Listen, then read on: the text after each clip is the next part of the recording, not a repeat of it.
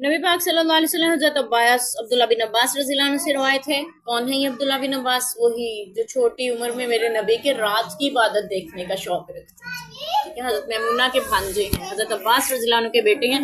इनका जिक्र हम पहले पढ़ चुके हैं। फरमाते हैं नबी पाक सल्लल्लाहु अलैहि वसल्लम ने अपना एक खत यानी दावत इस्लाम के लिए खत लिखे आपने मुख्तलिफ हुक्मरानों को। तो आपने अपना एक खत एक शख्स के हाथ भेजा और हुक्म दिया कि ये खत बहरीन के हाकिम को दे दे। बहरीन फतह हो चुका हुआ था, वहां से माले गनीमत भी आती थी और वहां के जो हाकिम था, हुक्मरान था, उसके ताल्लुकात थे किसरा से। और आपने फरमाया उसको दे देता और उसे कहना कि ये किसरा तक पहुंचा दे। जब उसने वो खत किसरा तक पहुंचाया, किसरा जो है उस दौर की बहुत बड़ी सल्तनत थी, यानी जैसे आज के दौर में दो बड़ी सुपर पावर्स खुद को कहलाने वाली अमेरिका और रूस हैं या चाइना बनते जा रहे हैं। तो उस दौर की जो सुपर पावर्स थी उसमें कैसर और किसरा दो बड़े बादशाह थे। बादशाहों के यानी ईरान था और रोम था, ये दो बड़ी सल्तनतें थी। तो आप सल्लल्लाहु अलैहि वसल्लम ने फरमाया ये किसरा को पहुंचा दे।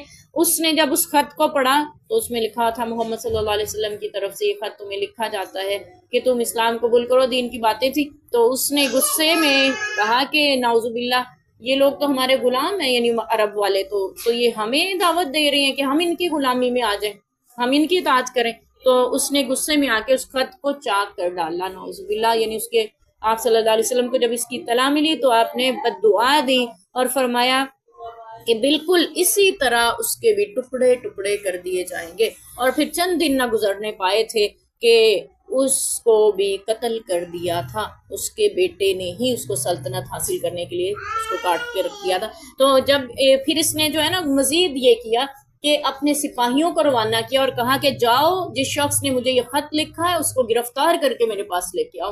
तो जब ये लोग पहुंचे हैं, सिपाही जो भेजा हुआ दस्ता था नबी पाक सल्लल्लाहु अलैहि वसल्लम को नाउजुबिल्लाह गिरफ्तार करने के लिए, तो तकरीबन 1 महीने की मुसाफत थी।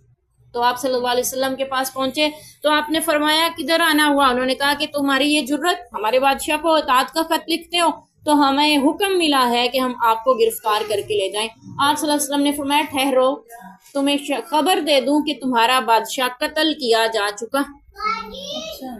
वो कहते ही कैसे हो सकता है, अभी हम उसका फरमान लेके पहुंचे हैं। तो वो कहते कि हम आप तक फरमान लेके पहुंचे, हम आप तक फरमान लेके बादशाह का पहुंच रहे हैं, वो कैसे कत्ल हो सकता है। आपने फरमाया मुझे मेरे रब ने वही करके बताया। वो कहने लगे हम तस्दीक चाहेंगे, यही ठहरेंगे। अगर आप झूठे निकले नाउजुबिल्लाह इस बात में तो हम आपको लेकर ही जाएंगे। लेके क्या जाना है नाउजुबिल्लाह, यहीं पे कुछ ना कुछ आपका फैसला कर जाएंगे। और अगर आप सच्चे हुए तो हम भी इस दीन को कबूल करके जाएंगे। ठीक है, तो अब किस्मत उनकी अच्छी, आए किस नीयत से हैं। ठीक है, तो अल्लाह के नबी उन्होंने अपने में से एक आदमी को भेजा, जाके जल्दी से तेज घुड़सवार को और जल्दी से पता करके आ। तब तक वो वहीं ठहरे रहे, यानी महीना दौड़ लगा, जो भी वक्त, जब तेजी से जाएं तो जरा जल्दी पहुंच जाते थे, तो वहीं ठहरे रहे। आप सल्लल्लाहु अलैहि वसल्लम उनकी खिदमत भी कर रहे हैं, आपसे दीन भी सीख रहे हैं, आप सल्लल्लाहु अलैहि वसल्लम उनके खाने पीने के एहतमामात भी कर रहे हैं। और आए किस लिए और नबी का सलूक क्या देख रहे हैं।